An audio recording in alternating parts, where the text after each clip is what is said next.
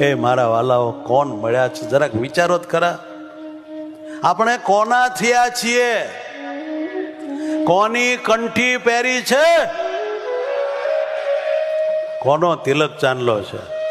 અને અમે તો કોને ખોળે બેઠા છીએ? આની અમને ભાન હોવી જોઈએ. જેના શરીરે સ્પર્શેલું પાણી છોકરા એમાં નાય તો ઇન્દ્ર થાય, એમાં કોઈ શંકાને સ્થાન નહીં. તો વાલા ભક્તો, આવા સ્વામિનારાયણ ભગવાનનું જે પ્રેમથી ધ્યાન ભજન કરે એ અક્ષરધામનો મુક્ત થાય કે ન થાય? એક દિવસ એવો હશે કે આપણે જેમ અહીં બેઠા છીએ વડતાલ ધામમાં, એમ અક્ષરધામમાં બેઠા હશું. બોલો લક્ષ્મીનારાયણ દેવની.